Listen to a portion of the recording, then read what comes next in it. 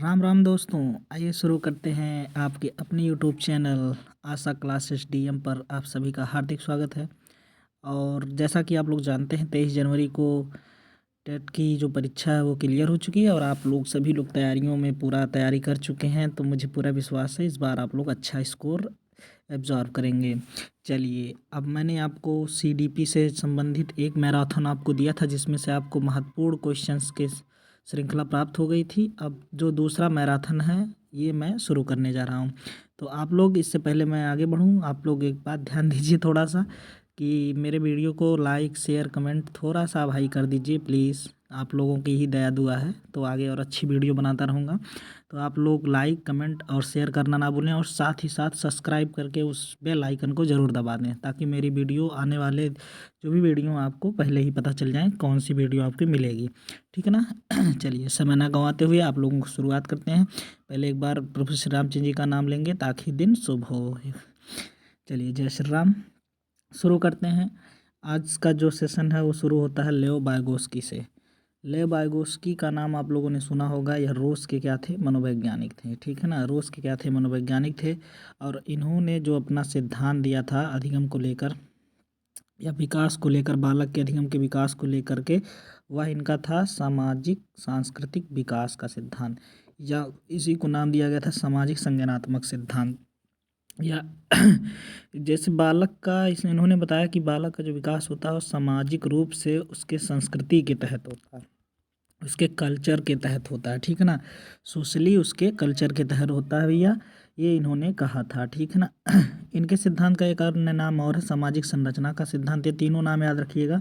पहला नाम सामाजिक विकास का सिद्धांत, दूसरा सामाजिक संज्ञानात्मक सिद्धांत, तीसरा सामाजिक संरचना का सिद्धांत। इनके कुछ महत्वपूर्ण शब्दावलियाँ हैं उसको जान लेते हैं, यही इनका पूछा जाता है बार बार। तो चलिए, इनके कुछ महत्वपूर्ण शब्दावलियों को हम ध्यान से गौर से देखेंगे। ठीक है ना। पहली जो शब्दावली है उसका नाम है यम के ओ, ज़्यादा ज्ञानी दूसरा। यम के ओ का अगर हम फुल फॉर्म बताएं तो होता है मोर नॉलेजबल या नॉलेजबल।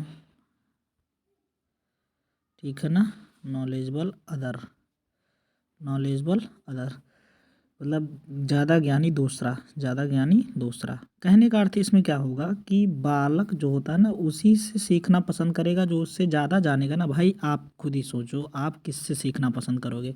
आप उसी से सीखना पसंद करोगे ना जो आपसे ज़्यादा जानता हो। आप उससे थोड़ी सीखोगे कि जो आपसे कम जानता हो। आप मास्टर देखिए, आपके जो पढ़ाते हो आपसे ज़्यादा जानते हैं तभी तो आप उनसे सीखते हो। ठीक है ना। तो यहाँ भी यही रूल है कि बालक भी उन्हीं से सीखता है जो उससे ज़्यादा ज्ञानी होते हैं। ठीक है ना, ये था इनका एम के ओ।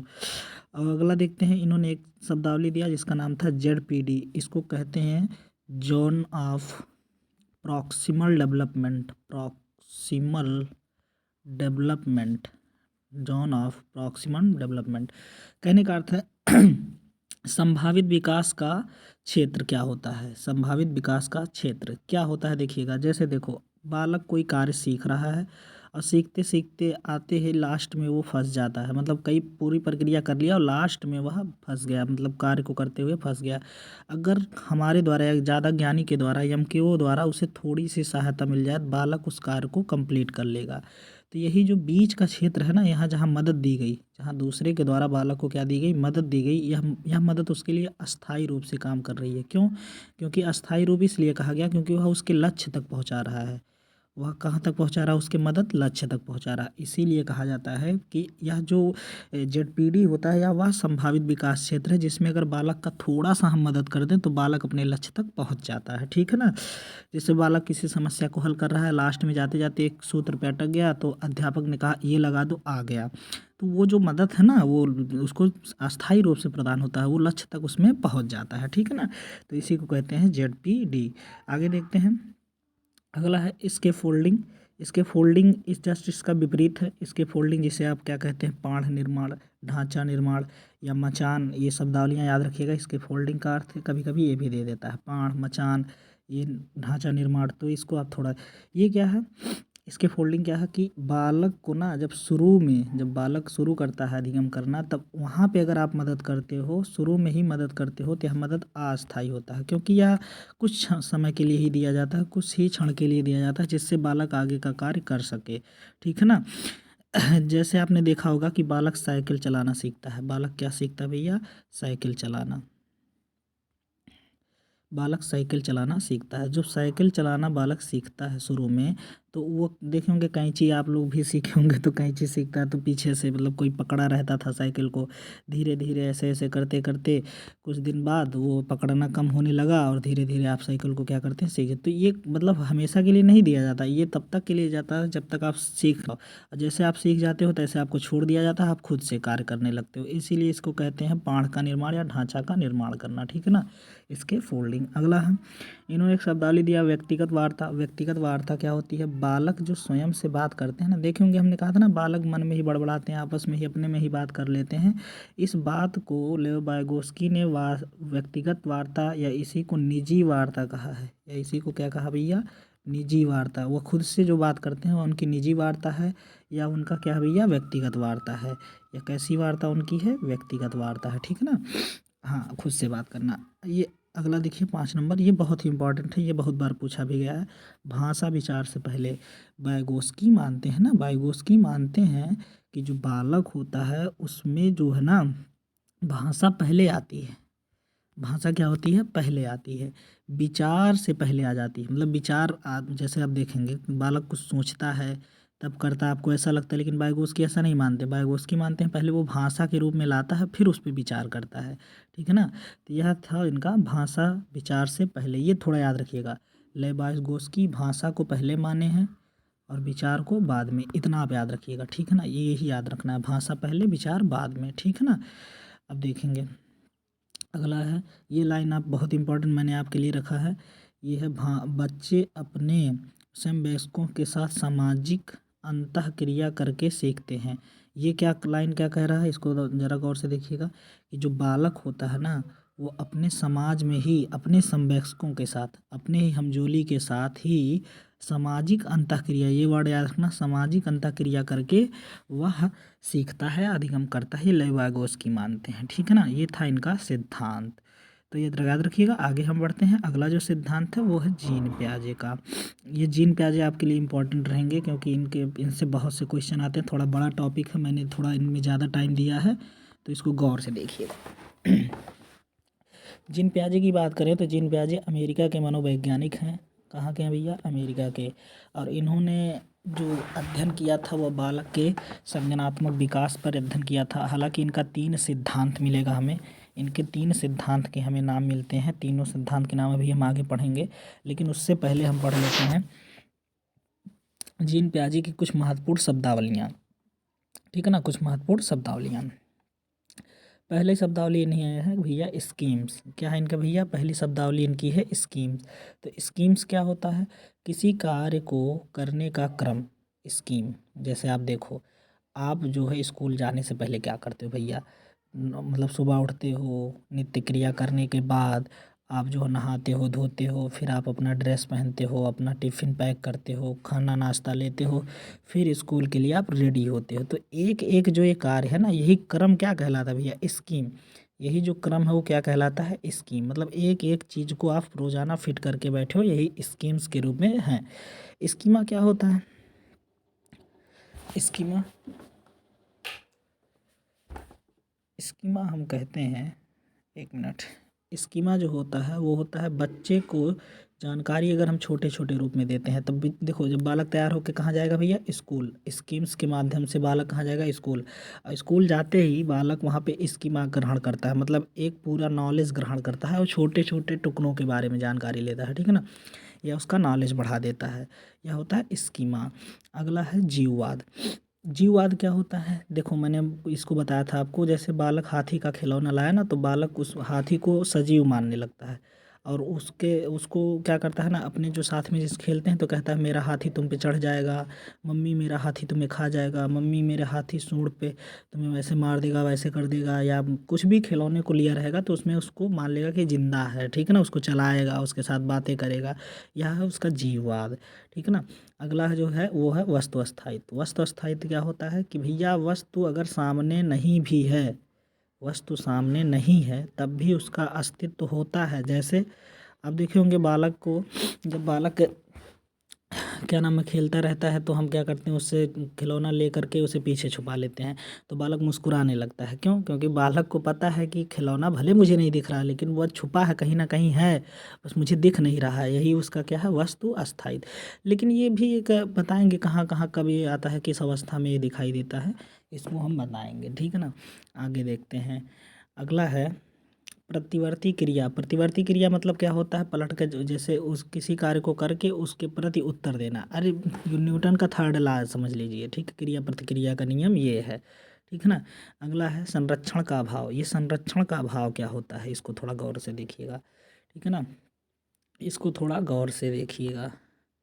संरक्षण का अभाव, संरक्षण का अभाव क्या कहता है भैया, अगर बालक के समक्ष एक बड़ा सा गिलास है, लंबा सा सुराही नुमा, और एक उसी के समान ये वाला है गिलास है, दोनों गिलास है, तो इस गिलास में जो पानी भरा था, इस गिलास में जो क्या भरा था, पानी भरा था, उतना ही पानी इस गिलास में भी है, और ये बड़ा वाले गिलास में इस पानी को डाल दिया जाता है। तो ये बालक को देखेंगे ना तो इस वाले को नहीं चुनेगा, क्यों? क्योंकि बालक को ये बड़ा लगेगा, क्योंकि पानी दोनों में उतना ही है, ठीक है ना। लेकिन बालक को बड़ा क्या लगेगा, ये, तो बालक इसको ले लेगा। तो बालक संरक्षण का अभाव मतलब यहाँ सोच ही नहीं पाता है, उसको लगता है जो चीज़ बड़ी उसमें बड़ा ही होगा, ठीक है ना। तो ये संरक्षण करने का अभाव है कि भैया इतना ही पानी इसमें भी है। ये लोग हम लोग समझते हैं ना, छोटा बच्चा नहीं समझ पाता। आई बात समझ में। इसका एक उदाहरण और देते हैं। इसका एक उदाहरण ये है कि भैया जैसे मान लो हमने उसको बनाया गिलास, ये क्या बनाया, गिलास। तो गिलास बनाया तो फिर मैंने कहा बाबू ये गिलास है, उन्होंने कहा हाँ, तो मैंने उसमें ये जोड़ दिया। तो मैंने कहा अब क्या है, तो मैंने कहा गिलास कहाँ गया, तो एक कप बन गया। तो मैंने कहा गिलास कहाँ गया, तो वो बालक बता ही नहीं पाएगा गिलास कहाँ गया, तो उसको ये लगेगा कप आ गया और गिलास पता नहीं कहाँ गया। लेकिन जैसे ही इसको हम फिनिश करेंगे, जैसे ही हम इसको फिनिश करेंगे तो ये प्राप्त हो जाएगा, फिर वो उस पर। तो ये बालक का संरक्षण का अभाव ही है कि वो कंजर्व नहीं कर पाता है, और इसी के कारण एक गुण प्रकट होता है बालक के अंदर, जिसे हम कहते हैं अविलोम्यता। जिसे हम क्या नाम देते हैं भैया, अविलोम्यता, या इसी को कहते हैं अपलटावीपन, ना पलट पाने का गुण, ना पलट पाने का गुण। जैसे बालक अगर जैसे हमने बनाया बालक को, ये क्या बनाया भैया, वाह। ये हमने क्या बनाया, वाह। ये हमने क्या बनाया, बालक के समझ, वाह। अब मैंने बस थोड़ा सा इसमें क्या किया, इसको ऐसे कर दिया, अब ये क्या बन गया, का। तो मैंने बालक से पूछा कि बाबू वाह कहाँ गया, तो बालक बता ही नहीं पाएगा वाह कहाँ गया। तो उससे क्या लगेगा, उसको लगेगा ये तो का हो गया, वाह पता नहीं कहाँ गया। यही है आपलटा, मतलब पिछले वाली दशा पे नहीं जा पाते हैं बालक, इसी को अविलोम्यता कहते हैं, ठीक है ना। चलिए, संगठन। संगठन मैंने बताया पैटर्न के रूप में व्यवस्थित करके उसे जो है क्या, स्कीम्स को पैटर्न्स के रूप में सेट करके ही जो भी क्रिया की जाती है वो संगठन होता है। जो स्कीम्स होता है ना, छोटा छोटा कार्य, उसी को एक साथ मिला दिया जाए तो क्या होता है, संगठन, ठीक है ना। चलिए, ये आपके लिए इम्पोर्टेंट है, अनुकूलन। अनुकूलन क्या होता है, अनुकूलन का अर्थ होता है किसी भी परिस्थिति में खुद को उसी के समान ढाल लेना। किसी भी परिस्थिति में खुद को उसी के समान जैसे देखिए ठंडी का मौसम चल रहा है, तो आप ठंडी में स्वेटर कोट वगैरह सब पहन कर अपने आप को ढाल रहे हैं ना, यही अनुकूलन है। लेकिन यह अनुकूलन दो प्रकार से होता है। यह अनुकूलन दो प्रकार से होता है, एक होता है समावेशन और एक होता है समायोजन। तो अनुकूलन के कितने प्रकार होते हैं, दो प्रकार, समावेशन और समायोजन। समावेशन क्या है कि भैया किसी भी परिस्थिति में जाकर उसमें पहले अनुभव को प्रकट ना कर पाना ही क्या है, समावेशन। जैसे भैया कौवा को हमने बताया था काला होता है, कौवा कैसा होता है, काला, ये हमने बालक को बताया। लेकिन वहीं बालक ने देखा कोयल, वह भी काली थी, वह भी काली दिख रही थी। तो बालक को लगा ये तो कौवा ही है, ये क्या है, कौवा ही है। यही है समावेशन, उसने अंतर ही नहीं कर पाया। वह पहली परिस्थिति पे गया तो, लेकिन अंतर नहीं किया। उसने देखा था कौवा भी काला है तो भैया कोयल भी काली है, तो दोनों कौवा हो गए, तो उसने अंतर नहीं कर पाया। लेकिन अगर बालक कौवा और कोयल में अंतर करना सीखा, कैसे अंतर करेगा भैया, दोनों काले जरूर हैं लेकिन कौवे की आवाज़ काँव काँव, कोयल की आवाज़ कूँ कूँ। तो इस आवाज़ में अगर वो अंतर कर लेता है तो यही अंतर तो भैया क्या कहलाता है, समायोजन। मतलब दो परिस्थितियों में अंतर ना कर पाना क्या कहलाता है, समावेशन। और दो परिस्थितियों में अंतर कर देना क्या कहलाता है, समायोजन। बस समझिए ना। तो परिभाषा आप लोग इतना रटना नहीं आपको है, बस इतना जानिए, दो परिस्थितियों में अंतर ना कर पाना समावेशन, और दो परिस्थितियों में अंतर कर देना ही समायोजन है, ठीक है ना। बहुत ज़्यादा टाइम नहीं है तो आप लोग इसको समझते केवल चलिए, ठीक है ना। संतुलन, संतुलन यही होता है, समावेशन और समायोजन, इन दोनों के बीच की जो कड़ी होती है ना, यही क्या कहलाता है, संतुलन। दोनों को एक साथ संतुलित करना ही क्या है, संतुलन है। ठीक है ना, आगे देखते हैं। इन्होंने जो कहा था वो क्या कहा था, बालक स्वतः ही वातावरण से सीखते हैं, जबकि लेव वाइगोस्की क्या कहते हैं, वह सामाजिक अंतःक्रिया करके सीखता है। लेव वाइगोस्की ने क्या कहा था कि सामाजिक अंतःक्रिया सीखते हैं, लेकिन जीन पियाजे क्या कह रहे हैं कि बालक स्वतः वातावरण से ही सीख जाता है, उसे किसी की ज़रूरत नहीं होती है, जबकि जीन वाइगोस्की इसके उल्टे हैं। ठीक है ना, तो थोड़ा सा ध्यान रखिएगा। हाँ, चलिए आगे देखते हैं। इनके सिद्धांत, 3 प्रकार के इन्होंने सिद्धांत दिए थे। पहला इनका सिद्धांत था संज्ञानात्मक विकास का सिद्धांत, दूसरा था नैतिक विकास का सिद्धांत, तीसरा था भाषा विकास का सिद्धांत। तो हमें इन दोनों के बारे में थोड़ा थोड़ा जानकारी लेना है, संज्ञानात्मक विकास और भाषा विकास के बारे में। ठीक है, क्योंकि नैतिक विकास हम कोहलबर्ग का पढ़ेंगे। क्लियर है ना। हाँ, नैतिक विकास हम कोहलबर्ग का पढ़ेंगे। फिलहाल मैं अभी बता देता हूँ क्या है ये। ठीक है ना, चलिएगा। संज्ञानात्मक विकास का सिद्धांत ही हमारे लिए क्या है, इम्पोर्टेंट है। संज्ञानात्मक विकास सिद्धांत को बहुत अच्छे ढंग से इन्होंने प्रस्तुत किया था, और इनको माना जाता है निर्मितवाद का जनक। किसका माना जाता है भैया, निर्मितवाद का जनक। निर्मितवाद का जनक किसको, जीन पियाजे को। निर्मितवाद का जनक किसे मानते हैं, जीन पियाजे को। लेकिन यही देख लेना, अगर सामाजिक निर्मितवाद के जनक पूछ लेगा तो वाइगोस्की लगाइएगा। सामाजिक निर्मितवाद का जनक अगर पूछे तो कौन है भैया, वाइगोस्की। लेकिन यहाँ पे अगर निर्मितवाद का केवल जनक पूछता है तो जीन पियाजे। तो संज्ञानात्मक विकास इनका आइए हम लोग पढ़ते हैं। ठीक है ना, इनका जो संज्ञानात्मक विकास है उसके 4 चरण थे। उसके कितने चरण थे, 4। 4 चरण में जो पहला चरण था उसका नाम था संवेदी पेशी अवस्था, या इसी को कहते हैं इंद्रिय जनित गामक अवस्था। इंद्रिय जनित गामक अवस्था। ठीक है ना, इस अवस्था का ये भी नाम मिलता है। तो इसको देखेंगे, यह जो अवस्था थी संवेदी पेशी अवस्था, यह जन्म से लेकर 2 वर्ष तक इन्होंने निर्धारित किया। ये याद रखिए, बहुत इंपॉर्टेंट है। अवस्थाओं से एक क्वेश्चन तो 100% आते हैं, एक क्वेश्चन, तो इसको थोड़ा याद रखिएगा। ठीक है ना, ये जो संवेदी पेशी अवस्था यानी इंद्रिय जनित गामक अवस्था है, जन्म से लेकर 2 वर्ष तक है। इसके 6 उपभाग भी हैं, हमें वो नहीं ज़्यादा पढ़ना है, बस इतना जानिए इसके कितने उपभाग हैं, 6 उपभाग। संवेदी पेशी अवस्था के 6 उपभाग हैं। अब देखिए, इस अवस्था में बालक क्या क्या करता है, प्रतिवर्ती क्रिया, मैंने कहा था ना, रिफ्लेक्ट करता है। जैसे चूसना हुआ, वो चूसेगा, उसको लगेगा कि मतलब मैं दूध पीता हूँ तो ऐसे ही पीता हूँ, तो वो उंगली डाल के चूसने लगता है। तो यह प्रतिवर्ती क्रिया, मतलब उस क्रिया को ही उलट देता है जो क्रिया वो करता है। ठीक है ना, अगला है अनुकरण। अनुकरण के माध्यम से देखे, हमने बताया था भाई, स्किनर ने भी तो कहा था ना, कि स्किनर ने क्या कहा था, बालक अनुकरण के माध्यम से ही क्या करता है, सीखता है। तो बालक यहाँ भी किसके माध्यम से सीखता है, अनुकरण के माध्यम से। ठीक है ना, वस्तु स्थायित्व क्या होता है, अभी बताया मैंने कि इस अवस्था के लास्ट पीरियड यानी 18 माह से लेके 24 माह के काल में वस्तु स्थायित्व प्रकट करता है। मतलब 1.5 साल से लेके 2 साल के जो बीच का काल है, यहीं पे वस्तु स्थायित्व को यह शुरू करता है। वस्तु स्थायित्व क्या होता है, मैंने बताया, वस्तु स्थायित्व का अर्थ ये होता है कि मतलब कोई भी वस्तु सामने तो जरूर नहीं है, लेकिन उसका अस्तित्व है। जो खिलौना छुपाया था वो कहीं ना कहीं है, भले वो मुझे दिख नहीं रहा। ये बालक को कब, 18 से 24 माह में समझ में आने लगता है। ठीक है ना, अगला है इंद्रिय आधारित अधिगम। क्या है, इंद्रिय आधारित अधिगम। इंद्रिय आधारित मतलब देखो, यहाँ पे हमारे पास 5 इंद्रियां हैं। कौन कौन भैया, कान, आँख, नाक, कान, आँख, नाक, त्वचा, और क्या है भैया, जीभ। और क्या है, जीभ।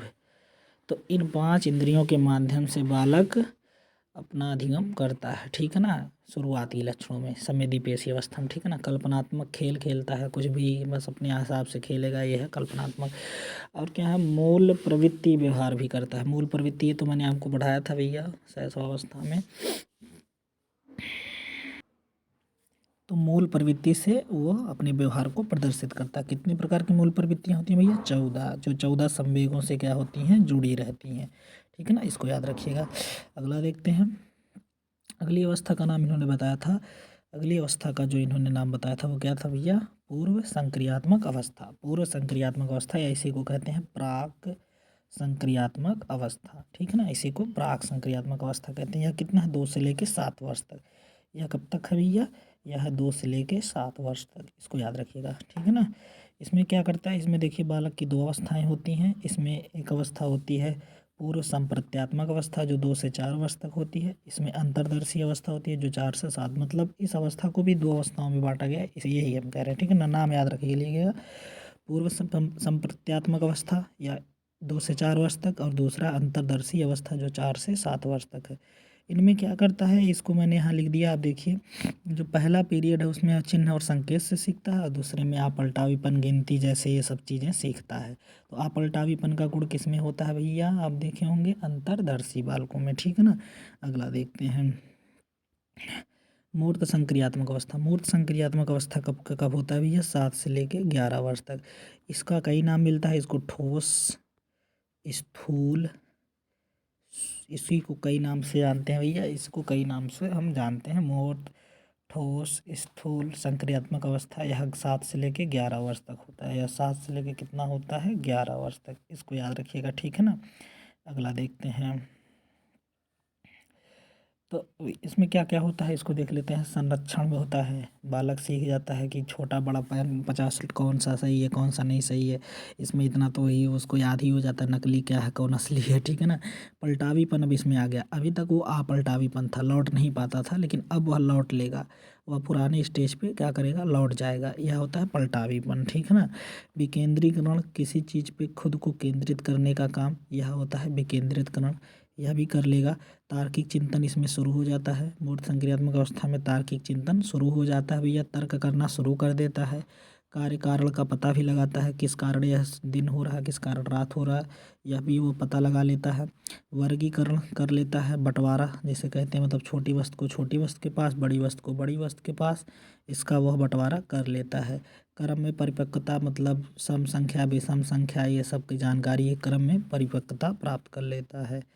आगे देखते हैं, अगला है औपचारिक संक्रियात्मक अवस्था। औपचारिक संक्रियात्मक जो अवस्था है यह होता है भैया आपका 11 से लेके 15 या 16 वर्ष तक। 11 से लेके 15 या 16 वर्ष तक इस अवस्था में बालक जो होता है, इसको अमूर्त संक्रियात्मक अवस्था भी कहते हैं। इसी का एक नाम और कौन है, अमूर्त संक्रियात्मक अवस्था, ठीक है ना। इसको याद रखिएगा। इसमें क्या कर लेता है बालक, अपसारी चिंतन। अपसारी चिंतन का मतलब, अपसारी चिंतन जो भी बालक करते हैं वो सृजन करते हैं। वह क्या करते हैं, सृजन। कई मतलब भोर से सोचने लगते हैं, मतलब एक कार्य को कई तरफ से करने को सोचना ही क्या है, अपसारी चिंतन है। तार्किक चिंतन परिपक्व हो जाता है। इसमें तार्किक चिंतन के रूप से वह क्या होते हैं, परिपक्व होते हैं। जबकि उसमें शुरू हुआ था तार्किक चिंतन, इसके पिछले वाले में, इसमें तार्किक चिंतन वह करने लगते हैं अच्छे से। संकल्पना कर लेना भैया, ये देखो कल्पना करने की भी गुण आ जाती है। वास्तविकता और वस्तुनिष्ठता भी आ जाती है, मतलब इसमें ये सारी गुण आ जाते हैं, ठीक है ना। अगला देखेंगे, भाषा पर इन्होंने क्या मत दिया था। अभी देखो वहाँ हमने क्या पढ़ाया था, वाइगोस्की को हमने बताया था भाषा को पहले माने थे। वाइगोस्की किसको पहले माने थे, भाषा को। लेकिन जीन प्याजे किसको पहले मानेंगे, विचार को। बस इतना ही अंतर है, ठीक है ना। वाइगोस्की भाषा को पहले मानते हैं, जीन प्याजे विचार को पहले मानते हैं। बस इतना तुम ध्यान देना। जैसे देखो ये एक उदाहरण देते थे, क्या कहते थे, विचार क्यों पहले आता है। जैसे देखो हम मतलब कोई भी कपल हैं जो एक दूसरे को मतलब प्रेम करते हैं, तो अगर वो मतलब एक दूसरे कहते हैं तुम पागल हो, ऐसे मतलब बस बातचीत कर रहे हैं और वो कहते हैं तुम पागल हो, तो तुम पागल हो, वहाँ पे जो तुम पागल हो है वो उनको अच्छा लगेगा, हंस देंगे, बड़ा मजा आएगा। लेकिन अगर यही बात कोई डॉक्टर करे, यही बात कौन करे, कोई डॉक्टर, कि तुमको कहे तुम पागल हो, तुम पागल हो, अब क्या करोगे तुम बताओ। अब तुम लड़ाई करोगे उससे।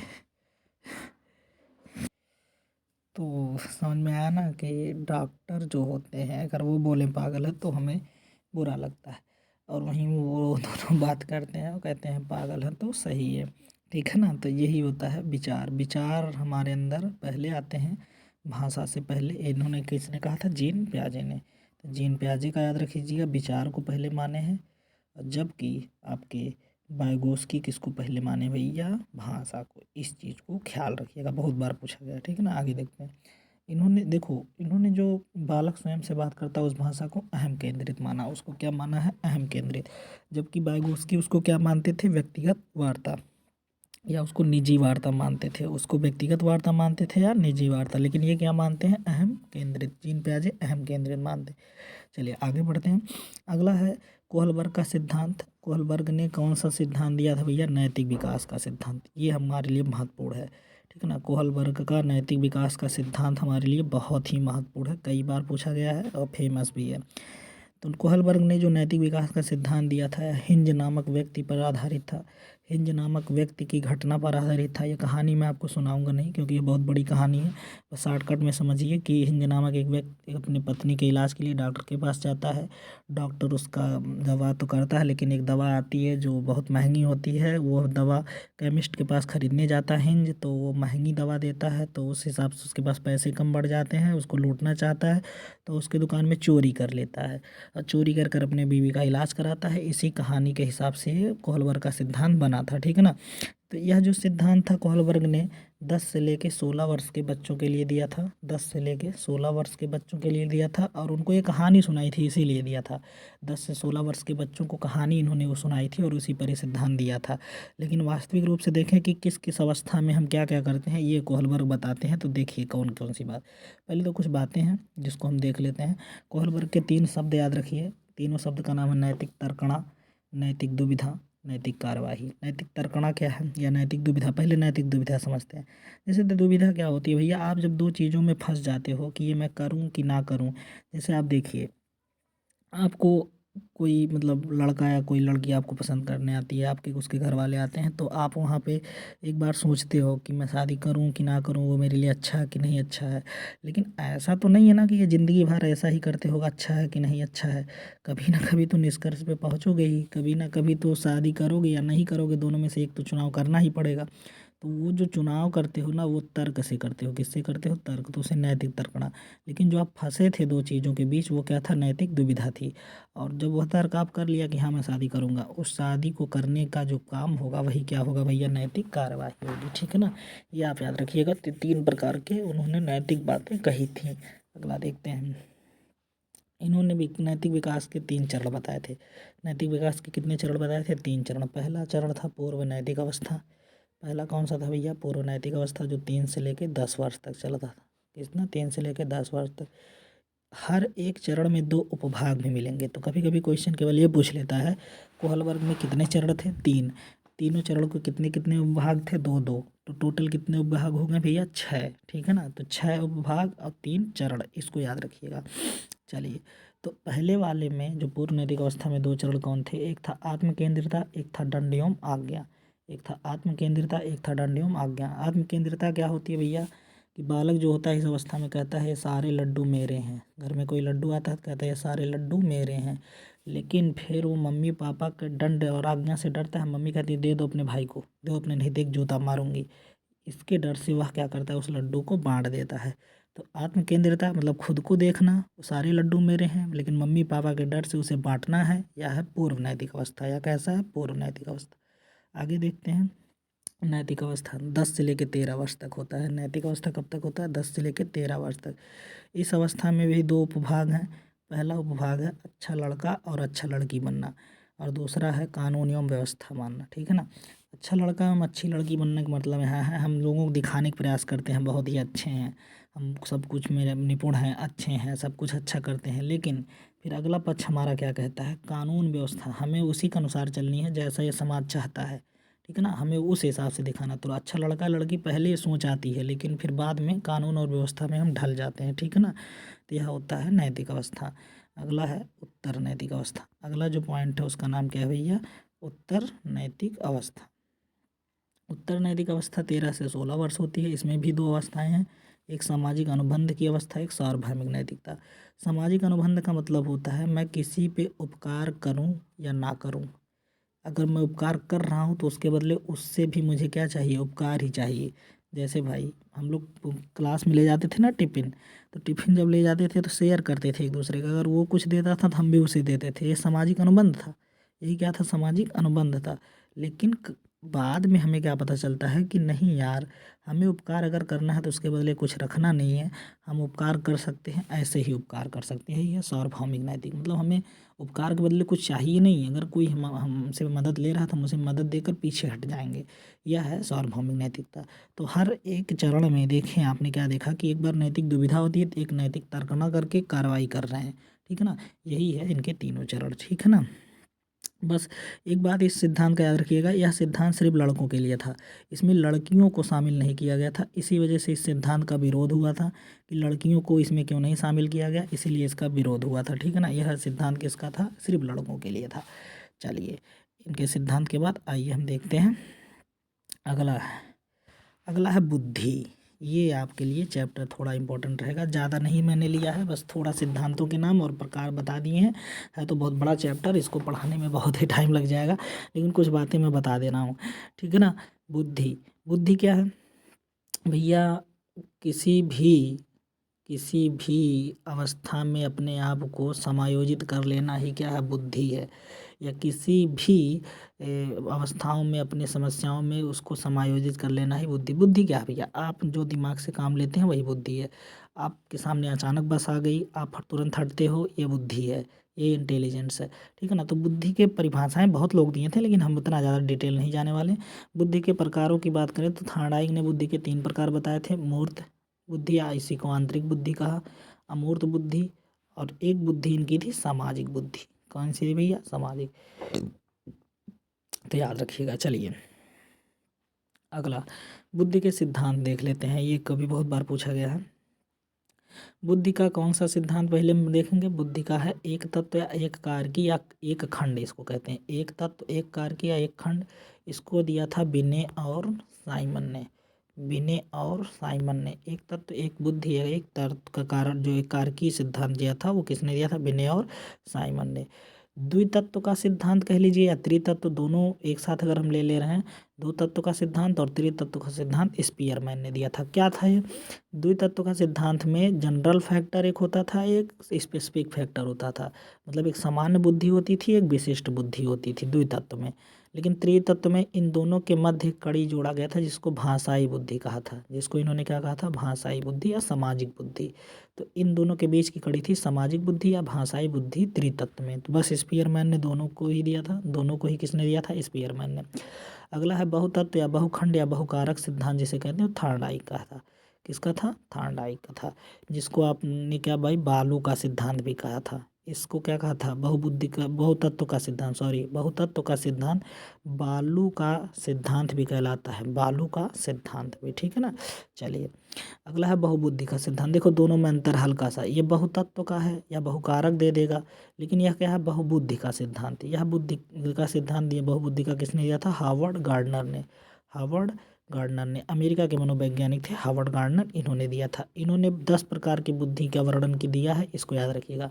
इन्होंने कितना बुद्धि का वर्णन दिया है? 10। ठीक है। अगला तरल एवं ठोस बुद्धि का सिद्धांत। तरल एवं ठोस, इसी को कभी कभी द्रवित एवं घनित सिद्धांत भी कहते हैं। द्रवित का अर्थ होता है तरल, ठोस का अर्थ होता है घनित। तो इस नाम याद रखिएगा। यह सिद्धांत दिया था कैटल महोदय ने। किसने दिया था? कैटल। कभी कभी हार्न महोदय का भी नाम देता है, तो दोनों सही है, कैटल और हार्न महोदय ने। ठीक है ना। चलिए देखिए, यहाँ मैंने दोनों नाम लिखा, कैटल एवं हार्न महोदय। अगला है त्रिआयामी सिद्धांत या 3D सिद्धांत। त्रिआयामी सिद्धांत या 3D सिद्धांत किसने दिया था भैया? गिलफोर्ड ने। किसने दिया था? गिलफोर्ड ने। इन्होंने 3 चीज़ें बताई थी, संक्रिया। गिलफोर्ड ने 3 चीज़ें बताई थी, संक्रिया, विषय वस्तु और उत्पाद। संक्रिया, विषय वस्तु और उत्पाद, इसको याद रखिएगा। ठीक है ना। आगे देखिए, और थोड़ा सा आप लोग यार लाइक कमेंट शेयर कर दिया करिए प्लीज़ मेरे चैनल को। मेरे चैनल का नाम है आशा क्लासेस DM। तो आप लोग प्लीज़ यार इस चैनल को सब्सक्राइब करिए, लाइक करिए, शेयर करिए और लोगों तक पहुंचाइए मेरी वीडियो, ताकि मैं और अच्छी अच्छी वीडियो आपको, क्योंकि मैं टेट के बाद टॉपिक वाइज देने वाला हूं पर चैप्टर वाइज, तो आपको काफ़ी महत्वपूर्ण रहेगा आपके लिए। ठीक है ना। तो कृपया करके आपके, मैं क्या बोलूँ, बस इतना समझ लीजिए कि बस आपका ही प्यार रहेगा तो आगे बढ़ता रहेगा ये वीडियो। ठीक है ना। आप ही लोग सब कुछ हो, तो आप लोग इसको जितना भी ग्रुप है, जितने भी लोग आपके संपर्क में, उनको शेयर करिए, उनको कहिए सब्सक्राइब करें, उनको कहिए लाइक करें, उनको कहिए कमेंट करें। जो भी चीज़ें हैं, जो भी ज़रूरतें हैं, उसको मांग करें, मैं उसको कंप्लीट करूँगा। ठीक है ना। हाँ, चलिए आगे बढ़ते हैं अपने क्वेश्चन पे। अगला है संवेगात्मक बुद्धि। कौन सी बुद्धि है? संवेगात्मक। संवेगात्मक बुद्धि का सिद्धांत, जो संवेगात्मक बुद्धि का प्रणेता था वो डेनियल, भैया देखिए यहाँ नाम पूरा लिखा है इनका, डेनियल गोलमैन। किसने दिया था? डेनियल गोलमैन ने दिया था। डेनियल गोलमैन ने यह सिद्धांत दिया था, या इसको कहते हैं संवेगात्मक बुद्धि। ठीक है ना, संवेगात्मक बुद्धि किसने बोला था? डेनियल गोलमैन ने, याद रखिएगा। चलिए अगला जो चैप्टर है उसका नाम है अप्रेरणा। अगले चैप्टर का क्या नाम है? अप्रेरणा। अप्रेरणा क्या होता है? देखो, अप्रेरणा का अर्थ होता है मोटिवेशन। यहाँ इंग्लिश में इसका जो होता है मोटिवेशन। भाई देखो, मोटिवेशन क्या होता है? यह वह एक प्रकार का बल है, यह एक प्रकार का बल है जिससे हमें कार्य को करने की गति प्रदान होती है। जिससे हमें कार्य को करने की क्या प्रदान होती है भैया? गति। मतलब अब प्रेरणा एक प्रकार का बल ही तो है ना भाई, जो हमें कार्य करने पर बल देता है। कार्य करने के लिए प्रेरणा मतलब आगे बढ़ाता है उसको। ठीक है ना, कार्य करने की क्षमता को आगे बढ़ाता है अब प्रेरणा। ठीक है ना, तो अब प्रेरणा की कुछ परिभाषाएं दी थे। जैसे एक महोदय है गुड महोदय। गुड महोदय क्या कह रहे हैं? देखिए ध्यान से बस देखते जाइएगा। किसी कार्य को प्रारंभ करना, किसी भी कार्य को प्रारंभ करना, उसको जारी रखना, उसको नियमित बनाना। क्या क्या बातें कहा इन्होंने? किसी कार्य को प्रारंभ करना, उसको जारी रखना, उसको नियमित बनाना, उसको नियमित बनाना। यह सारी बातें इन्होंने कहा कि जो है किसी कार्य को प्रारंभ करना, किसी कार्य को जारी रखना, किसी कार्य को नियमित बनाना, यह उनका क्या था भैया? प्रेरणा की परिभाषा थी। ठीक है ना, जारी रखना, नियमित रखना या गुण की परिभाषा। स्किनर ने क्या कहा? जो अधिक प्रेरणा है ना, वह अधिगम का राजमार्ग है। ये बहुत बहुत बार पूछा गया स्किनर महोदय का ये कथन बहुत बार पूछा गया। अब प्रेरणा जो होती है ना, वह अधिगम का राजमार्ग कहलाती है। वह अधिगम का क्या कहलाती है? राजमार्ग। इसको याद रखिएगा। ठीक है ना, स्किनर महोदय ने कहा था। चलिए अगला देखते हैं। अब प्रेरणा के प्रमुख सिद्धांत, कुछ सिद्धांतों के नाम लिखे हैं, उनके रचनाकारों का नाम लिखा है। तो इसको थोड़ा सा एक बार एक लाइन में देख लेते हैं। ठीक है ना, थोड़ा सा ध्यान दीजिएगा आप लोग। आंतरिक अप्रेरणा का सिद्धांत हार्लो ने दिया था। आंतरिक अप्रेरणा का सिद्धांत किसने दिया था? हार्लो ने दिया था। ठीक है ना, आंतरिक अप्रेरणा का सिद्धांत। पदानुक्रमित सिद्धांत अप्रेरणा का किसने दिया था? मैस्लो ने। ये बहुत बार पूछा गया, इसको ध्यान दीजिएगा। यक्स वाई, इसको कभी कभी हम कहते हैं निगेटिव और पॉजिटिव सिद्धांत किसे कहते हैं? डगलस का है या मैग्रेगर का। ठीक है ना, मैग्रेगर या डगलस का है यक्स वाई सिद्धांत। अप्रेरणा का द्विकारकीय सिद्धांत किसका है? अप्रेरणा का द्विकारकीय सिद्धांत हर्ज़बर्ग का है। किसका है? हर्ज़बर्ग का है। अप्रेरणा का प्रत्यास्थता सिद्धांत किसका है? अप्रेरणा का प्रत्यास्थता सिद्धांत है ब्रूम का। ये भी याद रखिएगा, ये नाम आप याद रखिएगा। एक बार आप इसका देखिएगा, थोड़ा सा आप लोग स्क्रीनशॉट आप चाहिए तो ले लीजिए। ठीक है ना, आपके लिए ये स्क्रीनशॉट छोड़ दे रहा हूँ। ठीक है, इसको आप रख लीजिएगा। आगे देखते हैं। अगला है शिक्षण सूत्र। शिक्षण सूत्र के रचनाकार, जो शिक्षण सूत्र आप पढ़ते हैं, इस टीचिंग जो आप फार्मूलाज पढ़ते हो, उसके जन्मदाता कौन माने जाते हैं? Herbert Spencer. और तो आप लोग इसको थोड़ा ध्यान दीजिएगा। ठीक है ना, हर्बर्ट स्पेंसर और कौन है भैया? कॉमेंसियस। तो 11 प्रकार के शिक्षण सूत्र इन्होंने बताए थे। आप लोगों को नाम केवल जानना है, बस नाम याद रखिएगा। पहला नाम था सरल से जटिल की ओर। सरल से जटिल, कठिन नहीं, जिसका अर्थ होता है कठिन। हम पहले सरल चीज़ सीखते हैं, फिर हम कठिन चीज़ें सीखते हैं। अगला कौन है भैया? ज्ञात से अज्ञात की ओर। अगला है ज्ञात से अज्ञात की ओर। हम पहले ज्ञात चीज़ों को जानते हैं, फिर उसमें जो चीज़ें छुपी होती हैं उसको जानते हैं, वो अज्ञात चीज़ें हैं। ये हो गया इसका। मूर्त से अमूर्त की ओर, जो चीज़ें हमें दिखाई देती हैं पहले उसको सीखते हैं, फिर हम किसको सीखते हैं? जो हमें दिखाई नहीं देती है। मूर्त से अमूर्त की ओर है। अगला है प्रत्यक्ष से अप्रत्यक्ष। वही बात है, हमारे समक्ष जो होती हैं पहले हम उन्हीं को जानने का प्रयास करते हैं, बाद में जो हम छुपी चीज़ें हैं उसको हम जानने का प्रयास करते हैं। जैसे सूर्य को पहले देखा, सूर्य को जानने का प्रयास करेंगे, फिर उसके बाद सूर्य के अंदर जो आप देखते होंगे H+ यानी हाइड्रोजन, हाइड्रोजन मिलकर हीलियम बनाता है। नाभिकीय संलयन की प्रक्रिया जो होती है वो होती है आपका अप्रत्यक्ष। ठीक है ना। चलिए पूर्ण से अंश। पूर्ण से अंश को एक नाम और देते हैं, इसको को कहते हैं पूर्ण से अंश की ओर का एक नाम और देते हैं, जिसको हम कहते हैं भैया गेस्टाल्टवादियों का सूत्र। गेस्टाल्टवादी, किसका सूत्र है भैया? गेस्टाल्टवादियों का सूत्र, क्योंकि गेस्टाल्टवादी भी जो सूझ का सिद्धांत दिए थे वह भी मानते थे पूर्ण से ही बालक सीखते सीखते अंश की तरफ बढ़ता है। तो इसको भी याद रखिएगा, ठीक है। विश्लेषण से संश्लेषण की ओर, पहले हम किसी चीज़ को टुकड़ों में सीखते हैं, फिर उसको हम जोड़ करके पूरा एक साथ सीखते हैं। टुकड़ों में सीखना विश्लेषण, और उसको एक साथ जोड़ के सीखना संश्लेषण। तो विश्लेषण से संश्लेषण। अगला है विशिष्ट से सामान्य की ओर, पहले हम किसी वस्तु के विशिष्टता के बारे में जानते हैं, फिर उसके सामान्य की ओर जाते हैं, उसके सामान्य दृष्टि को देखते हैं, ठीक है ना। जैसे फार्मूला पहले सीख लेते हैं, उसकी विशिष्टता, फिर उस पर सूत्र, उस पर हम सवालों को लगाते हैं, या उसकी सामान्यता है, ठीक है ना। अगला है अनिश्चित से निश्चित, पहले जो हमें निश्चित नहीं है हम उसको सीखते हैं, फिर जो उसके बाद उसको हम निश्चित करके सीख लेते हैं, ठीक है ना। अगला है मनोवैज्ञानिक से तार्क की ओर, इसी को मनोवैज्ञानिक से तर्क की ओर भी देता है, तार्किक की ओर। तो मनोवैज्ञानिक रूप से पहले हम सीखते हैं, मतलब उसको अपने संवेगों से, उसको अपने मूल प्रवृत्ति से सीखते हैं, फिर उस पर तर्क से सीखते हैं, उस पर किससे सीखते हैं? तर्क। अगला अनुभव से युक्त की तरफ, पहले हम अनुभव लेते हैं किसी चीज़ को, फिर उस पर योजनाएं बनाते हैं, अनुभव लेने के बाद ही हम योजनाओं का निर्माण कर सकते हैं, यह अनुभव से युक्त की तरफ है। अगला है प्रकृति का अनुसरण, ये आपके लिए महत्वपूर्ण है क्योंकि यह वह सूत्र है जिसमें की ओर नहीं लगाया गया है, जिसमें की ओर नहीं। तो प्रकृति का अनुसरण करके बालक सीखते हैं, बालक स्वतः ही प्रकृति से अपने आप को सीख लेते हैं, यही है प्रकृति का अनुसरण करना, ठीक है ना। चलिए आगे देखते हैं। शिक्षण के स्तर, ये भी बहुत बार पूछा गया है, तो इसको थोड़ा सा आप लोग देख लीजिएगा, इसको थोड़ा सा आप लोग देखेंगे, ठीक है ना। 1 मिनट रुक जाइएगा, कुछ तो लोचा हो रहा है।